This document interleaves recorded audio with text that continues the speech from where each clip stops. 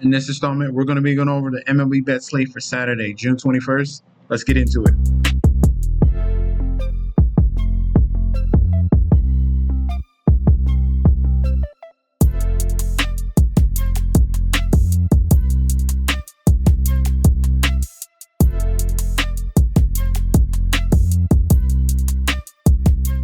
Hey, yo!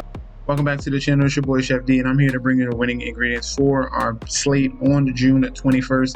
But before we deep dive into that, don't forget to like, comment, and subscribe to the channel. Make sure you follow me on Instagram and Twitter at MetSD. Don't forget about that TikTok at Chef_D91, and don't forget about that Patreon. Right now, we're at the homepage of the YouTube channel, currently at 10.1 thousand subscribers. This is the road to 20K, and we're well on our way because you guys are showing up each and every single day. If you already subscribed, continue to like and comment. That helps the YouTube algorithm so we can grow to a much broader audience.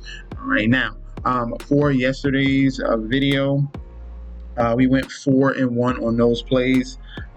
We came through with the under on the Yankees game. We had the Brewers, we had the Rays, we had the Rangers, and we had the Mariners as well with the +1.5. So very, very solid play. In yesterday's video, you'll see the new record now going 4-1. I told you we're going to go over 500, and we plan to do the same in this video as well. On yesterday's plays at night, if you signed up for the Patreon, we did pretty well. Like I said, Rangers, Rays, Phillies, Brewers, D-backs. All right, we went 5 out of 8 yesterday in plays on the Patreon. If you guys want to sign up and get into this community that you see, that we got guys going off 24/7, posting plays, posting winning tickets. Just as you can see here, Peter posted his ticket. You join, you click on that link right down below. Get access to daily bets, future bets, and access to that group chat that goes off 24/7. George Steinbrenner Field here. We have the Tampa Bay Rays 42-34 going up against the Detroit Tigers here 48-29. Current matchup here, starting pitching, Sawyer Gibson Long 0-0 with a 3.97 ERA. Going up against Ryan Peapot, who's 4-6 with a 3.11 ERA. Current odds for this matchup here. We are looking at the Rays as slight home favorites, -130, with the comeback of the Tigers at a +105. Total run set at 9. All right, public bet percentage here, 53% of the bets towards the Rays. And then we have 50-50 split down the middle with the money here. People are torn between both teams here with this pitching matchup. And for the total runs, 83% of bets, 87% of the money towards the over 9 in the total. All right. Now, first game of this series went towards the Rays, 14-8, an absolute blowout in that one. We're looking at the pitching matchup in this one, and then we have Sawyer Gibson Long starting for the Tigers. He took off for 2024, but this year, looking at his numbers, on the road, 4.32 ERA on the road. He's been going around 3 to 4 innings. He possibly can stretch out to 5. It depends how well he pitches here. So this is more going to be a bullpen game. All right, bullpen is going to be coming in definitely for this game for the Tigers. Tigers have a solid bullpen as well. But looking at Sawyer's numbers against against righties is his major concern. A 364 batting average, a 1.88 whip, a 400 BABIP. All those numbers are very bad against righties, and his xFIP is telling me that's going to get even worse. So much more regression coming to righties as well. Not giving up any power, but definitely hits. All right. Ryan Peapot on the other end has been solid for the Rays, especially at home. 3.25 ERA at home, only a 234 batting average. If we're looking at his issues here, it is the home run ball. Okay, he can give up some power. He's giving up a 1.80 home run per 9 against righties and a 1.74 to lefties. The righty numbers here, 280 batting average and a 1.5 whip as well. Not to mention a 9% walk rate. All right, so he's been solid. Bend don't break against righties. Lefties, he's been really dominant, especially with that K rate at 30%. The K rate against righties is at 20. You would obviously want it a little bit higher, but definitely he has the capabilities to get strikeouts. So we got to watch out for some of these righties here in this Tigers lineup. This game here, I can see it going both ways, but ultimately I'm going to go with the Rays on the money line in this one. I think they can get to Sawyer Gibson Long early, and then they can get into that bullpen, which they used the bullpen yesterday in that blowout win as well. So give me the Rays on the money line. For the total, I'm going to lean towards the under 9 in the total. In Yankee Stadium here, we have the Yankees 43-32 going against the Baltimore Orioles 33-42. AL East battle in this one. Pitching matchup: Zach Eflin 6-3 with a 4.81 ERA going up against Clark Schmidt 3-3 with a 3.16 ERA. Looking at the current odds for this one here, we have the Yankees as solidified home favorites -175 with the comeback of the Orioles at a +145. Total runs at 9.5. Public bet percentage here: 76% of the bets, 79% of the money on the side of the Yankees, and for the total runs, 65% of the bets and 69% of the money towards the over 9.5 with the total. All right. Pitching matchup here: Zach Eflin, 5.18 ERA on the road, a 277 batting average as well. So definitely some bad numbers here, and definitely a way that the Yankees can exploit because he is horrible against lefties.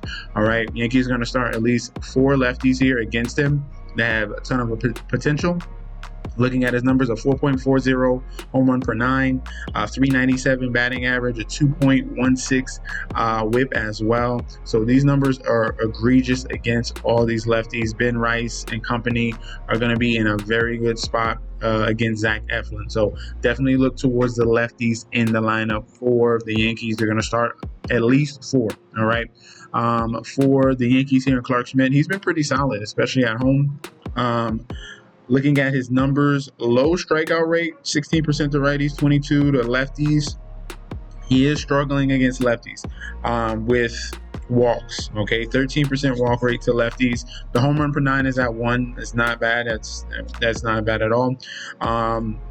The walks are concerning. So he's giving up opportunities here to lefties, and that could be their avenue to get some runs here. But ultimately, I think Zach Eflin and his issues against the lefties here in the Yankees lineup is far worse. Clark Schmidt has at least been solid at home, and nothing looking at his FIP and XFIP is telling me a story where this should get out of hand. All right. So in this one here, I'm going to be backing the Yankees to bounce back after that first game loss.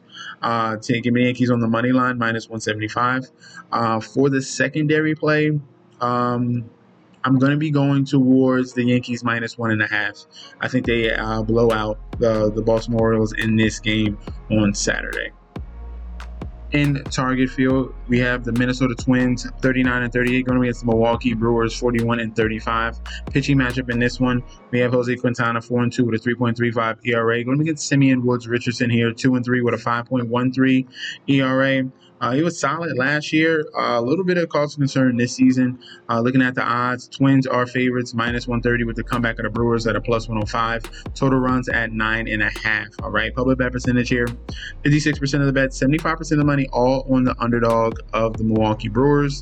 Looking at the total runs, 71% of the bets, 66% of the money towards the over 9.5 in the total. All right. Now, this pitching matchup right here, like I said, Simeon Woods Richardson has regressed this season. And it's mainly because of his numbers against lefties. All right. At home right now, he's given up a 2.25 home run per 9 against righties. That's really bad. He's striking out righties at a good rate, 28%. But the struggles against lefties are a main issue. He can't strike them out at 8%. That's egregious. He's giving up walks at 11%. He's giving up an average of 290 and a whip at 1.7 as well. So, and there's regression looking at his xFIP against lefties at 6.92. So, lefty bats here in the Milwaukee Brewers lineup are in a very good spot, and the righty bats with power as well with the 2.25 home run per 9. So both sides, he is struggling mightily, and this is a good spot for the Brewers here to hop on Simeon Woods Richardson. Jose Quintana, on the other hand, has been very good on the road, a 1.59 ERA on the road with a 233 batting average. If you're looking at his numbers, since he's a lefty, he's given up an 11% walk rate to righties. That's a concern. But other than that, a low whip and a low average and no home runs. All right. So that's strong numbers here for Jose Quintana that I would like to back. And in this game, I'm going to be going with the Brewers here with the on the money line. Give me Brewers on the money line, plus 105. Secondary play will be Brewers team total over in this game. In Busch Stadium here, we have the St. Louis Cardinals 41-35. Going against the Cincinnati Reds 39-37. Pitching matchup in here, Brent Sutter 1-0 with a 2.91 ERA. Going up against Sonny Gray 7-2 with a 3.84 ERA. Looking at the current odds for this NL Central battle here, we have the Cardinals as minus 200 favorites with the comeback of the Reds at a plus 165. Total runs set at 9. Public bet percentage here, 72% of the bets coming in on St. Louis, but 51% of the money coming in here on Cincinnati. All right, so sharps and public are definitely on opposite sides in this one. Total runs, 84% of the bets, 80% of the money towards the over 9 in the total. All right. The first game went towards the Cardinals in game number 1. They got hot in the 7th inning, scored 5 runs, and really propelled them to that win. Looking at this one, Sonny Gray is very strong at home. He's been absolutely elite. Same thing happened in the last 2 seasons when he pitches at home in Busch Stadium. A 2.85 ERA, a low average at 245. Looking across the number here, 30% strikeout rate to lefties. Decent strikeout rate to righties at 21%. But we do have a little bit of cause of concern looking at the advanced numbers. Righties are his question mark. A 1.42 home run per 9 is a big question mark right there. A 300 batting average to righties as well, and a 1.42 whip. So righties here in the Cincinnati Reds lineups do have an avenue to get some runs. And then on the other end, it's going to be a bullpen game here for Cincinnati. Cincinnati's like middle of the league bullpen. So once it gets to Brent Sutter, they're going to be going through other arms here in that bullpen. All right. Now, my play on this one is going to be the plus 1.5 on the Reds. I think the Reds bats can definitely get to Sonny Gray. I think this game can be close. I do have faith in the Reds bullpen ultimately, so I'm going to be sticking with the Reds with the plus 1.5 as the best value. Secondary play, if I had to choose one, would probably be the under 9 total runs in this game. All right, but give me plus 1.5, and then the secondary play will be under 9. Last but not least, here in Wrigley Field, we have the Cubs 45-30 going against the Seattle Mariners 38-36. Pitching matchup in here: Emerson Hancock 3-2 with a 4.48 ERA versus Cade Horton here 3-1 with a 3.47 ERA.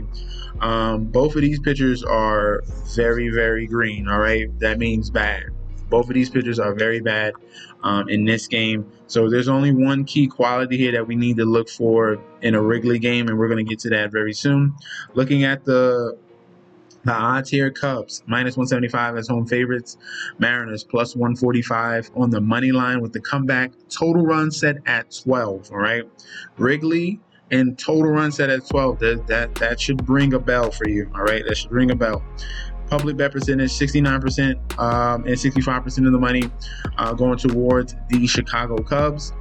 For the total runs, we have the public 51% towards the under, and then the sharps are 62% of the money here towards the under as well.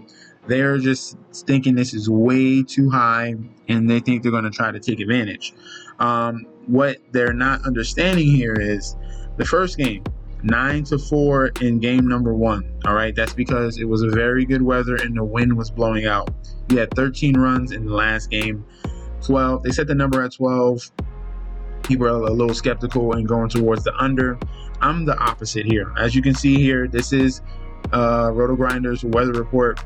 Wow, mid-90s, humid as hell with winds going at 25 miles per hour, blowing out to center, and most wind-sensitive park in baseball. All right, so when you get the winds, high winds above 20 in Wrigley, that ball is flying. Okay, yesterday the weather was great, the game blew up. Today it's even better, and as you can see, in Wrigley Field, it's blowing dead center, 21% mile per hour winds, hot ball, and when it's heat, that the ball flies. So this is a very, very good spot for me. Give me the total over 12 runs. Okay, I'm fading the public, I'm fading the sharps here. Give me the over 12 runs in this game. If I had to choose a secondary play, since I see there's going to be tons of runs in this one, and both pitchers are bad, I do ultimately, they should get the win. Secondary play would be, it's not in value. Secondary play would be Mariners plus 1.5, but stick to the main play. Main play over total runs. How about this? You could do this. You could do team total over Mariners, and you could do team total over Cubs on either side as the secondary play, but take the overruns over 12. All right, that's going to be our breakdown for the Saturday slate. Let me know in that comment section down below if you agree or disagree. We can definitely debate about that down below in the comment section. Make sure you comment. All right, it's really, really important that you do. Also, don't forget to sign up for the Patreon, get locked and loaded in the community. You're going to get access to daily bets, future bets, and access to that group chat that goes off 24/7. This is your boy Chef D. I'll be back very soon, and peace out.